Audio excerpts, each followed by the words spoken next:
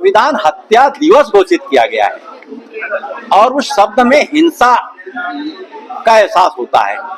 हमारे भारतीय संस्कृति में महात्मा गांधी की हत्या हुई, जिनको राष्ट्रपिता मानते हैं, लेकिन हम जिस दिन उनकी हत्या हुई उसको हत्या दिवस के रूप में नहीं मानते, पुण्यतिथि के रूप में मनाते।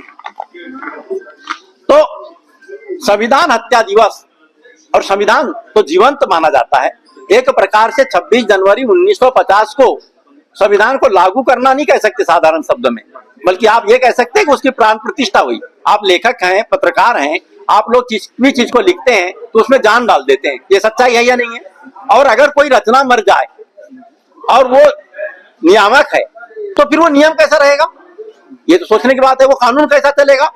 तो 49 साल पहले की घटना को लेकर आपने संविधान हत्या दिवस घोषित कर दिया, तो इन 49 सालों में हम किस संविधान के भरोसे चल रहे हैं?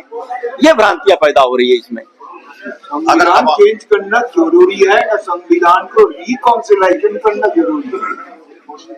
संविधान में क्या तब्दीली होती है, क्या नहीं होती?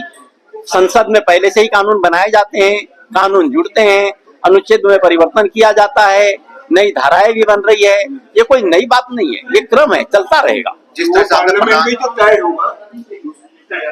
प्रधानमंत्री जी को हमने पत्र लिखा है, अगर आपकी मांगे नहीं मानी जाती तो अगला कदम आपका क्या होगा? मेरा अगला कदम न्यायालय जाऊंगा और न्यायालय से भी मैं आग्रह ही करूंगा, आग्रह ही कर सकता हूं। प्रधानमंत्री जी से भी मैंने आग्रह किया है, न्यायालय से भी आग्रह करूंगा, पत्रकार बंधुओं से भी आग्रह ही कर रहा हूं कि भाई ये संविधान हत्या दिवस सही शब्द नहीं लग रहा है, इससे भ्रांतियां पैदा हो गई है और इसमें हिंसा का एहसास भी हो रहा है। इसलिए इस निर्णय में परिवर्तन लाने हेतु आप लोग भी हमें साथ दे और हम सबको एक दूसरे को साथ देना है, क्योंकि हम सबकी आस्था का सवाल है। हम लोग एक रचना लिख देते हैं, उसको जीवंत मानते हैं, उस रचना की कोई हत्या कर दिया बोलेगा तो कैसा लगेगा? बीजेपी बोल रहे हैं, आरएसएस नहीं बोल रहे।